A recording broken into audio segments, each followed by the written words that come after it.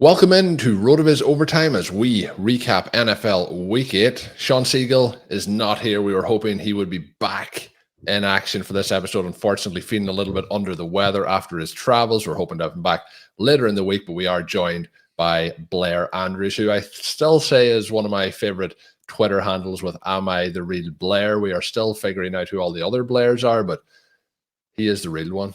I like it because, a lot of my stuff for my personal accounts is the Colm Kelly. So you're the real Blair. I'm the Colm Kelly. That's a little bit of a nod, though, to my dad, who is also Colm Kelly. So I had to take the Colm Kelly. But we are ready for NFL Week 8. This is one where I think there's so much we can talk about, so many different ways to go, so much impressive plays, so much fun plays, so many big plays. And it was a pretty high-scoring week as a whole. And that's what we want for fantasy football. For anyone watching the games, you want high-scoring action. And Blair, NFL Week 8 delivered on that. Definitely. This was a fun week to be a football fan and a fun week to be playing fantasy, and at least in a lot of my leagues. Not all of them, unfortunately, but we can get into that. Yeah, you said a fun week to be a football fan. Well, I'm a Green Bay Packers fan. It wasn't that much fun. But the Packers at this point, it is, the expectation has waned dramatically. So the other parts of, I didn't have to pay as much of attention to the actual outcome of that game. But unfortunately, as we'll talk about later, Kirk Cousins picking up what looks to be a season-ending Achilles injury. We are seeing more and more Achilles injuries happening over the last couple of seasons, but this year has been particularly bad. Obviously, Aaron Rodgers as well. We'll talk about a little bit later in the show how that affects the Vikings skill position players, how that may affect their season plans as they move forward here with Justin Jefferson, how that may affect the wanted to come back and risk him before the end of the season if there's not much to play for. The trade deadline also coming up, so you never know, things could change. That win getting them back into slight playoff contention, even though they do lose their starting quarterback, unfortunately. But the one place I want to start this week is Philadelphia and Washington. We get a 38-31 game, just a straight shootout. We get the big players having big moments. No bigger player in this game than Sam Howell, I guess, at this moment in time. But we almost get 400 passing yards from Howell this week, 397 yards passing, 39 of 52. There was a point in this game where I believe he was 21 of 22 passing, 4 touchdowns, 1 interception. Another positive in this game was just 1 sack for 9 yards, where we have been talking about him being on almost 100 sack pace for the season. So positive to see that improve. Both teams, very little going in the run game. We get Brian Robinson with 59 yards. We get DeAndre Swift with 57. The one interesting thing I'll mention on Swift, Swift gets a touchdown in this, which was a kind of a move on the tush push or the brotherly shove or whatever it's been called this week, where they fake the play and they run it to the outside, which I think is a really smart wrinkle. Myself and Sean have been talking on the show a lot about teams with innovative offenses and, how to continue to do that. We're talking obviously a lot about the likes of the Dolphins, but we're seeing that with the Eagles too. And just those little things where they're constantly looking to innovate in that offense. Impressive play, I thought there. We got A.J. Brown on the other side. I just wrote in the show notes here, I've written grown ass man by 2. That is for A.J. Brown, 8 for 130 off 8 targets, 2 touchdowns going his way. He is now in a very special place in terms of NFL history. 6th straight game with 125 yards, only player in NFL history to do that. An incredible run here for A.J. Brown. We get Dotson, who had 24.8 PPR points this week. Target share was still under 20%, 19.6, but this is a positive step in the right direction for him. Lots of just positives all around in this performance. What is the key takeaway for you looking at this? Is it that my boy Logan Thomas got in the end zone? Is it that, what are you looking at here? Even Julio Jones got in the end zone in this game. This game had everything. That's right. This game had a little bit of everything. I mean, I think if you're a Sam Howell fan or a Sam Howell fantasy manager, you have to be encouraged by the fact that exactly. I think you have to be encouraged by obviously the way he played, but especially the fact that he only took 1 sack in this game. That's been, I think, the main criticism of him, of his game going, so far this year, is how long he holds the ball, how long he kind of gets stuck on either his first read or, getting a big play off, getting something downfield. So it was good And to see. as I mentioned that stat of the 21 of 22, when I was kind of following the box score as that game was going along, I was thinking 21 of 22. I assume that is that he has taken 6 sacks, that he hasn't thrown away the ball for an incompletion, but it was actually that there was no sacks to go along with that. So I was pleasantly surprised by that. Yeah. Yeah, that was definitely a pleasant surprise. I think be interesting to look at. I'm just looking at his ADOT in this game, a little bit lower than what he's been averaging so far on the year. Only 7.5 in this game versus 8 for weeks 1 through 7. You could kind of read that as he's being more willing to dump it off to throw to checkdowns. We saw, I think, no, it was a handoff. I was thinking about this Brian Robinson play, but that was a draw play, not a handoff, or not a dump off. But in any case, yeah, very encouraging to see Howell avoiding sacks in this game against what we think is a tough Philadelphia defense. But I mean, Washington has been able to score points against them in both their matchups and play them pretty close. So both matchups, within one score, but also that they were able to put up a lot of points on what is, as you mentioned, one of the kind of most talked about defenses in the NFL. So that is impressive. Being able to, push the ball downfield as well, but not be too conservative with it. The other part of this is he is now a top 12 quarterback, so a QB1 in 5 of 8 games this season. He's been a top 7 quarterback 3 of the last 4 games. So he's really stepping forward. Something that myself and Sean, you've talked about Howell and how the path to him being a starter this year would go. And then there's obviously, he wins the job. You've drafted a lot of them. You're wondering, how does that work out now as we move forward?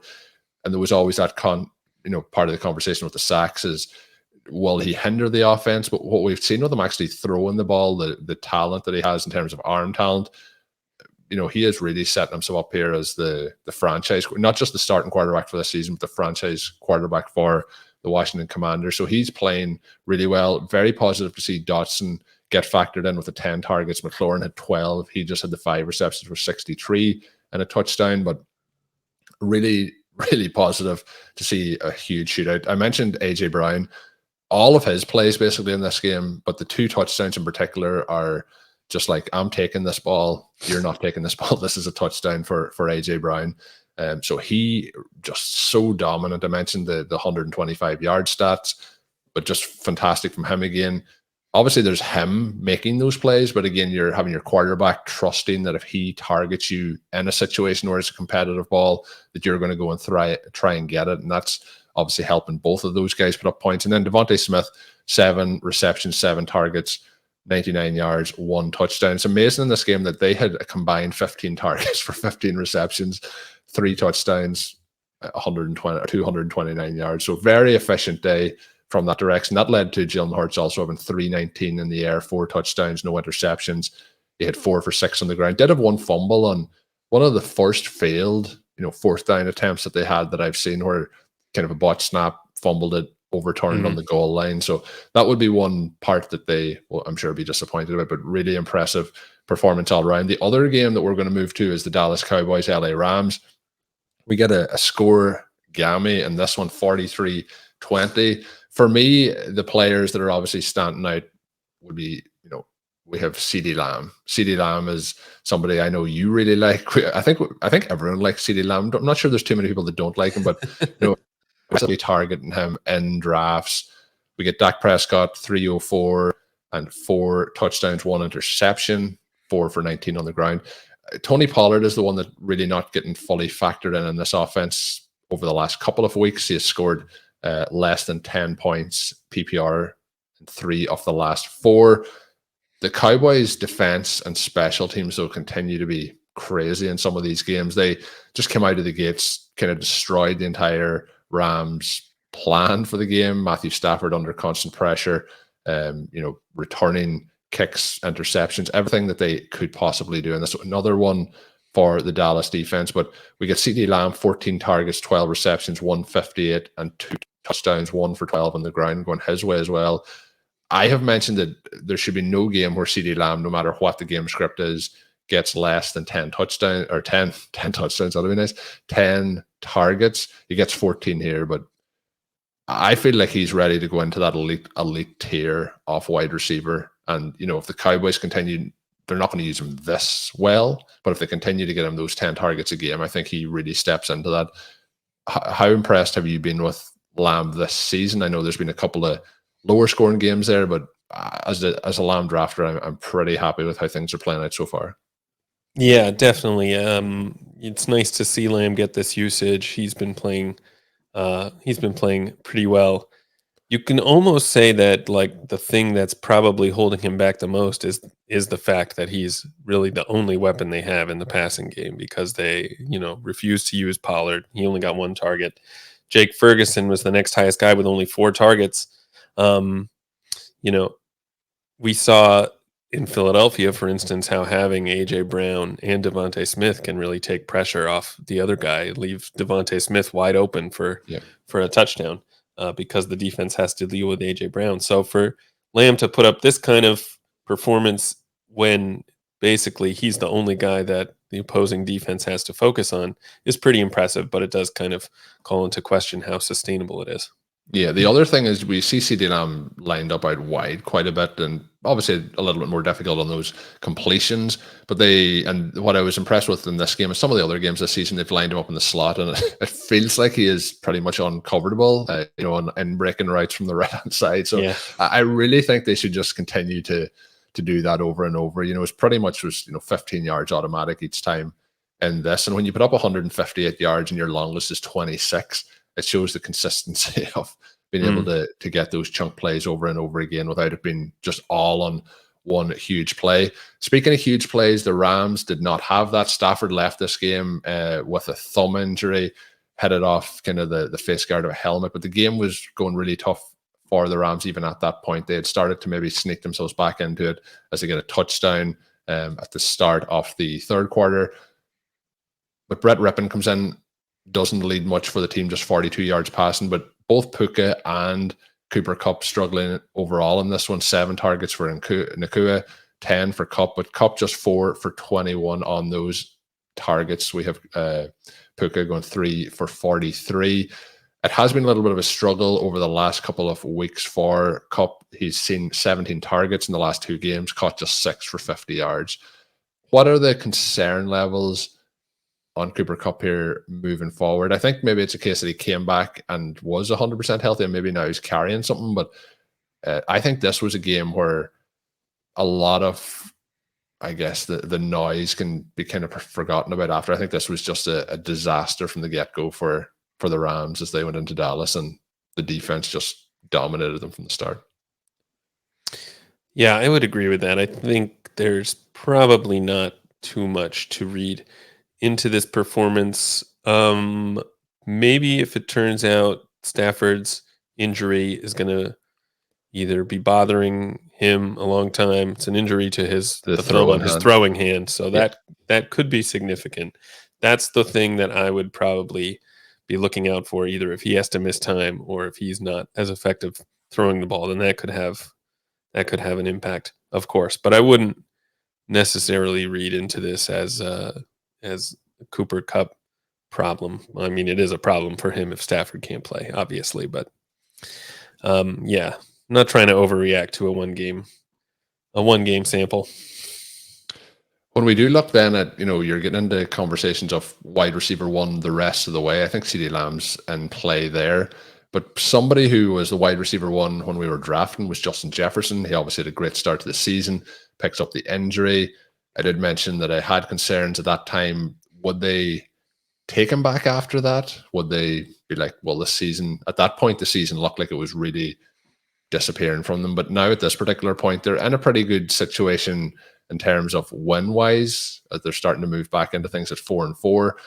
But the concern now is that obviously Kirk Cousins, at the time recording, hasn't been confirmed, but sounds like a torn Achilles that will make him miss the rest of this season, which is very unfortunate, obviously, for him. And, I talk about not being his biggest fan from a fantasy perspective, but to see any player get injured, and specifically serious injuries like that is very disappointing, and wishing him a speedy recovery and such. But we had a game here where we have Addison. He almost had a touchdown, got a kind of a three-way sandwich to knock it loose, but had a really strong game overall. Which I was impressed by was they lined him up at running back for his actual touchdown, then on a right, which nice to see players using a multitude of ways to potentially open them up and get them preferred matchups in situations like that. He had 8 targets, 7 receptions, 82 yards, 1 touchdown. I thought he had a pretty impressive game overall. We had Hockenson 9 targets, 6 receptions, 88, and 1 touchdown. KJ Osborne as well, 10 targets, 8 for 99 going his way. Madison kind of dominating the running back touches between him and Akers, but Akers gets a touchdown. Not a lot to be excited about overall about the running back zone there. This Packers team at the moment, nothing to be excited about, as we were kind of joking at the start. There's a lot of this that you can say, Jordan Love potentially. There's a lot of this that I think, Matt LaFleur, I think, is a really good coach. I think, though, the play call and the scheme has been really poor so far this season. And then the other part is the drops from the Packers wide receivers in this game were embarrassing. There was a few weeks ago where a lot of people talked about the Ravens and the drops that they had. The Packers in this game had multiple catches for first downs dropped on pretty easy conversions. So there's just a lot going wrong for the Packers. They also are defensively not playing well. So not to take anything away from the Vikings in this one, but the big question I have coming out of it is the skill position players the rest of the way with Kirk Cousins out. I mentioned the trade deadline. I feel like the Vikings probably aren't going to trade to try and get another quarterback. Jalen Hall, when he came in, or Jahan Hall, when he came in this, did not look overly great. So we'll see. We'll see what they plan to do moving forward here. But I know I have a lot of TJ Hockenson teams. I have a lot of teams with Jordan Addison sprinkled in basketball. Huge amount of Justin Jefferson teams. So the concern comes back as well to not just quarterback play for the players who are available, the likes of a Hockenson, Addison, but also maybe this is something that we can't really worry about because we can't have any impact on the players that are maybe coming off injured reserve or not. But what are your concerns, both the players that are available, and then how concerned are you that Jefferson isn't back in the fold? And even if he is back in the fold, how, you can be quarterback proof, but there's a standard of quarterback necessary as well. Right. Yeah, I'm definitely concerned for the skill position players on Minnesota. I think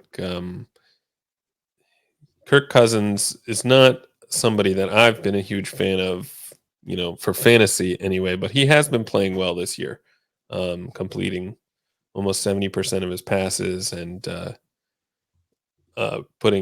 giving his guys a chance to make plays. And obviously the Vikings have been throwing a ton, which helps a lot. So yeah, I do think we would see kind of a drop back from guys like Addison if Jaron Hall has to be the quarterback going forward. We kind of, last night we speculated that Minnesota might try to trade for Ryan Tannehill after Levis came in and looked so good. So, there may be some avenues. I don't know how realistic that is, but that is one of the ones that I've also heard. But yeah, I don't know the excitement levels are getting there for that either.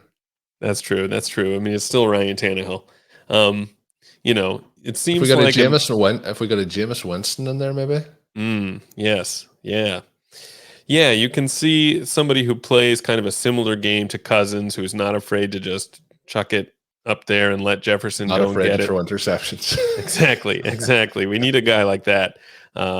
So yeah, Winston could definitely be exciting. I think there are probably some quarterbacks around the league who could be exciting. I don't know a lot about Jaron Hall and whether he's kind of the right guy for that.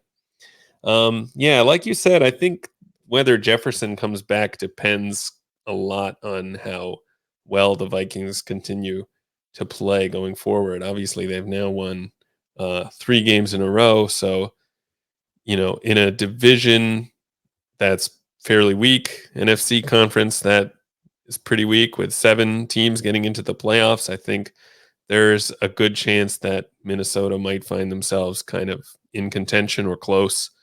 And that would motivate Jefferson to come back for sure. So, I do expect we'll see Jefferson again. Whether he'll be able to play as well without Kirk Cousins is, of course, another matter. But definitely would be tempering my expectations for the Vikings receivers. Yeah, the other part on that is they do face Atlanta this coming week away. So, Atlanta, usually they're going to be in a tight game or they're going to be losing a tight game. It's usually one of those two options. So should still give the Vikings a chance in that if they get to 5-4 with as well the additional playoff spots with the new NFL playoff system. It always keeps the door open to some of the teams that in previous years you'd be like, that team is done, but now with the additional options they could still go. So we'll track that one. We'll see, but yeah, hopefully we get Jefferson back. Hopefully they trade for Jameis Winston. Probably neither may happen, but we'll see what happens moving forward. Another game to touch on here is the Miami Dolphins. It looks like a comfortable one in the end. It was a little bit closer, I think, in that fourth quarter than they would have liked. The Miami Dolphins 31, the New England Patriots 17. Disappointing news coming out of this. Kendrick Bourne looks like a season-ending knee injury for him. He had 4 targets, 3 receptions, 36 yards, and a touchdown before that injury, and he has been fantasy viable over the last, I guess, over the whole season. A few lower scoring weeks there, but has been worked in. Outside of that, in this, though, not a huge amount to get excited about from the Patriots side. Stevenson, 10 carries, Ezekiel Elliott, 7 carries, 39 yards, 36 yards, fairly even split all around there. It's tough to get excited about this Patriots team. I do think Stevenson is running pretty well overall, but the offense is just going to fail to put up points. And even in a game where they're close, not overly explosive on offense. On the other side, though, we have Tua, who is 324 yards passing. His 45 pass attempts, 30 completions, 3 touchdowns, 1 interception. Mostert gets in the end zone with a rushing touchdown, 13 for 46. So he leads the rest of the running backs quite comfortably in this contest. The big talking point for me coming out of this, and it's not a big talking point, but it's an exciting, player who hasn't had the season maybe we were hoping for when we were drafting him in the second round, third round, all off season long. That's Jalen Waddle. He gets 12 targets in this to Hill's 13, 7 for 121 and a touchdown going his way. Hill 8 for 112 and a touchdown. So Hill gets the early touchdown, and I'm thinking, Tyreek Hill, is it possible to stop him? The Patriots didn't try overly hard to stop him on that deep 42-yard touchdown, but it was nice to see Waddle be a consistent focus of the offense. It was also nice to see him put up the yards and get the touchdown in this one. So, when you have both of those guys in there, I think that's what they obviously want, to have both of them functioning. But they dominated the targets in such a way here, 25 combined targets for those out of 44 total. So it's all about those two guys, but there has been weeks where it hasn't really been about Jalen Waddle at all. So Hill, we know he's dominating. He looks electric, but Jalen Waddle to get in there and have a big day alongside, I think is really good if we can continue to see Waddle get in on that action.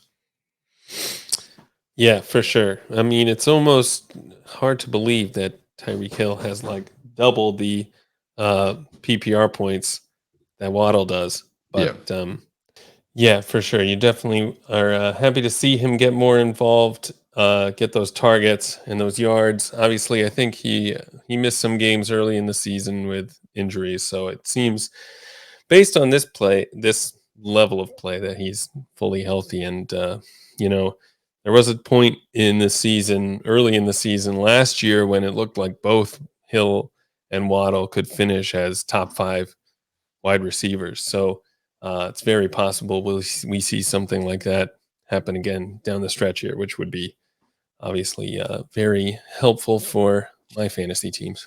Yeah, it'll be very helpful, I think, for a lot of our listeners too, because I know there's a big part of the OT, the big part of the RotoViz community are into the entire Miami Dolphins offense, I think. So we're happy to see it, but it's nice to see it go the way of Waddle, and it's also positive to see it in a game where both of them are able to do it rather than it's a Waddle. When it was the Kansas City Chiefs for a long time, it was, is this a Kelsey week or a Hill week? Depending on the team. It's good to see them both have games like that together. Moving on now to this one, I think is intriguing. We had the Browns facing off against the Seattle Seahawks. Seahawks winning this one, moving to 5-2. Geno Smith, I thought at times in this game looked really, really bad. At times looked pretty good, but 254 passing yards, 2 touchdowns, 2 interceptions. We got 14 targets to DK Metcalf for just the 5 completions. I thought some of the times he was looking towards Metcalf, the throws could have been much better. JSN gets in the end zone, but again, that's one of those kind of touchdowns that saves his day a little bit. He gets 4 targets, 3 receptions, 36, 1 touchdown, back-to-back weeks. So into the end zone, the usage is starting to get more encouraging for JSN, but I would like to see more than the 4 targets going his way. And then Tyler Lockett, 9 targets, 8 receptions, 81, and a touchdown. So the 3 guys getting factored in, but this week, JSN quite a bit behind with Metcalf back in the lineup. Kenneth Walker, though, in terms of the usage for the running backs, Walker has been somebody we've kind of been talking about a lot on the podcast, has looked really, really good. This week, though, is the first week where Charbonnet has, outsnapped him. So it was 31-24 in favor of Charbonnet. Walker was in the injury report, though, heading into NFL Week 82, did not participate in them practice reports. So I'm going to put this up at the moment to as more of a how Kenneth Walker was physically, then they decided to go with a game plan and a close game to lead the way with Charbonnet after not having done that so far this season. So we'll see what happens going into the next game for the Seahawks. But again, in this one, even though he was limited to those particular snaps, he did have a 45-yard run in this, so it looked explosive. But even on that one, probably didn't look as, sprightly as he has done so far this season, but still a lot of positives there. The backfield in Cleveland completely split between everybody. The passing game, not very exciting. 15-31 for PJ Walker. 1 touchdown, 2 interceptions. Amari Cooper gets 89 yards on 6 receptions, got 11 targets. And Njoku looked pretty good in this game. I thought he had 8 targets, 4 receptions, 77 yards, and 1 touchdown. Took not technically a screen pass, but a pass very near the line of scrimmage and showed some real acceleration on his 41-yard completion. Pierre Strong had 1 target, 1 reception, 41 yards. So I'm kind of completely out on everything to do with the Cleveland Browns offense. My question for you is, we'll not even focus on we've done a lot of focusing on the wide receivers on our podcast over the last couple of months. Kenneth Walker, Charbonnet, is this a 1-week thing? Is this something that you think is going to happen moving forward? Walker still had 8 carries to 5 carries. Charbonnet did look really good in this. The Browns have been a defense that have been hard to move the ball on. They moved it outrageously easy in the run game. I was actually surprised that they only run for a complete 17 attempts for 114 yards in this game, because we get Walker at 8.3 yards per carry, and I know there's a 45-yard carry in there, but we get 10.6 yards per carry on those 5 carries as well for Charbonnet.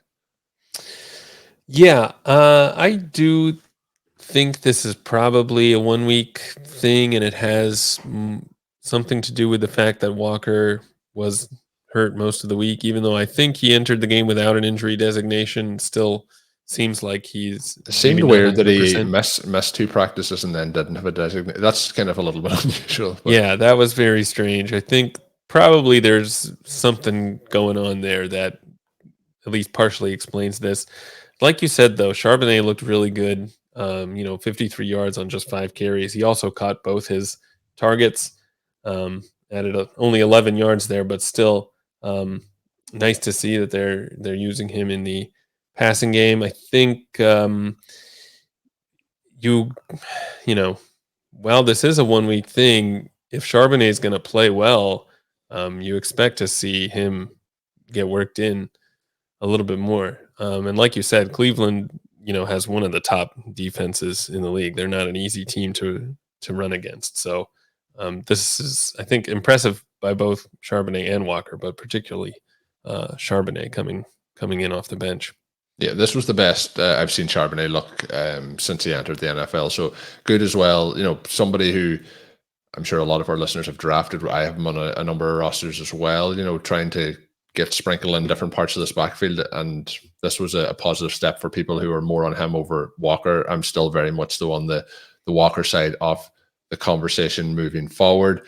Last today's show is the Jacksonville Jaguars, Pittsburgh Steelers. Not the most exciting game. Weather issues in this one, 20-10 going the way of the Jacksonville Jaguars. They are on a little bit of a win streak as well now, 6-2 on the season. I believe it's 5 wins in a row that they're up to. Trevor Lawrence had one incredibly bad interception in this game. It was in the red zone. Does have 292 yards, 1 touchdown, 1 interception. That 1 touchdown, though, is the one that I want to talk about. something that I've been harping on about for weeks and weeks and weeks is the way that the Jaguars had been using Travis Etienne and, comparing that to the Miami Dolphins and trying to get him on the edge. They have been getting him on the edge. We have seen they're still running him into the center of the line a lot, but they are doing a lot of different things. But that one touchdown that was a passing touchdown by Trevor Lawrence in this game, that was a 56-yard completion to Travis Etienne, who took it to the end zone. So he took that one, though, as a wide receiver, for this wide receiver out to the right-hand side. So, again, looking at ways to get your players involved in different situations. I talked about the touchdown for Addison, where they had him lined up in the backfield, who's obviously a wide receiver and a running back. You're trying to create mismatches in these situations, and the defender tried to kind of jump the play, missed it. Still a very good kind of started off as a one-handed catch where he takes the second hand in to secure it. But Etienne 3 for 70 in the air. He has 6 targets, 1 touchdown. Then he's 24 for 79 on the ground as well. So I think that when we're looking at workhorses the rest of the season, I think he is right up there at the top. There's a couple of names maybe you'd like over him, but it has been extremely encouraging over the last, I would say, 4 weeks probably, and it coincides with this winning streak that has started off for the Jaguars as well. So that's probably good for us because it's going to encourage them to continue that trend because they want to keep those wins going. The other note is Christian Kirk, less heavily targeted in this one than Calvin Ridley. Both of them having, I guess, mediocre fantasy days and that kind of 9 to 13 PPR point days, but not overly exciting. But we do get 10 targets for Calvin Ridley, as most targets since week 1. And then Evan Ingram gets 10 targets as well, 10 for 88. I don't know about you, Blair. I have a few FFPC dynasty leagues in the tight end premium, obviously, with Evan Ingram in there. Those 10 receptions are quite tasty when you get them in there. But that's kind of the main side of the Jaguars. Continue to use Etienne in favorable ways. He got an octopus in this, which is obviously the touchdown plus the 2-point conversion, gets the 8 points, which is nice to boost it up there as well. After you get this explosive touchdown, and you're like, wow. And then it's like, oh, here's another 2 points. That's just straight after it. Fantastic. The other part was Pickett got injured in this game. We'll see. It sounds like he's going to miss at least this upcoming week. But we also have Mitch Trubisky coming in. He had 15 to 27. Pickett was in for 16 attempts. We kind of know what Mitch Trubisky is. Running game here was kind of non-existent for the Steelers throughout. It was heavy rain conditions in it. But I guess the part on the Steelers side to look at is Deontay Johnson, 14 targets, 8 for 85. Pickens, 5 targets, just 1 reception for 22 yards. And it was an impressive 1 reception for a touchdown where he kind of jumps in between 2 players. But how are you looking at that there wide receiver room? Is this just, again, it's going to be some weeks one, some weeks the other, both guys are going to be heavily involved? Or do you think Johnson being the main target is something that we could see going forward? I had kind of felt that it was starting to lead to be just completely 50-50, and I think it's still going to be that way. But 14 targets versus the 5 is quite a big difference. Yeah, I suspect that it's going to be 50-50 going forward or something close to it, but I also think probably this offense is not good enough to support both of those guys in the same game. The one thing that's a little concerning is that you did see early last season when Trubisky started that he was targeting Johnson pretty heavily, and then it was only when Pickett came in that Pickett started to see his targets uptick. And part of that is probably because Pickens was a rookie coming on. The first few games you expect him to start slow. So at that time, I didn't think, try not to read too much into it. Now that we see it kind of confirmed, it's a little more concerning, but it's only 1 game. So I think it's not yet enough to say that Johnson is definitely going to be kind of running away with the target share here. We know he's good at getting open. He runs these shorter routes that make it easy for quarterbacks to find them. Although he did have a 13.4 ADOT in this game, so maybe I'm just dead wrong about that. But yeah, my hunch is that this is going to be close to a 50-50 split between these guys. I mean, Pickens on that 1 catch, like you said, he did look really good. And when you have a guy who can make those kinds of plays, you got to try to get the ball in his hands. Yeah, I think they're both very good players. I think they're both going to be used. I think we'll have some weeks though. It's a bit like when I talked about the opposite side with the Ridley and Kirk side of things. There is going to be weeks where you're sitting there with your 8 points in a PPR format, and there's going to be weeks then when you're up at your 30 points, and it's going to be hard to call them, I think, from week to week. So that is going to do it for this part of our recap of NFL Week 8. We are going to have our second one coming out on Tuesday. Make sure you are subscribed to the RotoViz Overtime podcast feed to get those once they are available. Blair will be jumping back on with me for that one, hoping to have Sean back then later in the week and back to regular programming from that point forward. Blair mentioned, though, very briefly, very under the radar there, I think he mentioned that they had talked about it. What he was talking about was the RotoViz report, which is available every single Sunday night once the games are over. It's always when I'm asleep, so I can't watch it live, but I do see it every Monday then when I wake up over here. You're generally recording that at the very end of the second slate of games as Sunday Night Football was on. Am I correct in that? I was noticing we'll talk about this on the second show, but I was noticing the chat informing news of some Quentin Johnson activities in the chat. So it's during that Sunday night stream. Let the listeners know how to find that. And then maybe they're not watching it live. They can pick it up on the RotoViz Report YouTube or podcast channel. Yeah, definitely. We go live every Sunday at 9:00. So pretty much right after Sunday Night Football starts. A lot of times we're competing with what turns out to be kind of a boring game. So if you're watching the Chargers destroy the Bears, then you can just say, you know what, I'm sick of watching this. Let's pop over and watch and learn something. Yeah, so definitely check that out. Another plug as well to make sure you are subscribed to the RotoViz YouTube channel. Well, that is going to close us out here for this edition of RotoViz Overtime. My name is Colm Kelly. You can follow me on Twitter at Overtime Ireland. I mentioned this at the start of the show, but you can follow Blair Andrews on Twitter at AmITheRealBlair. You can check all his work up on rotoviz.com. And until we are back, have a good one.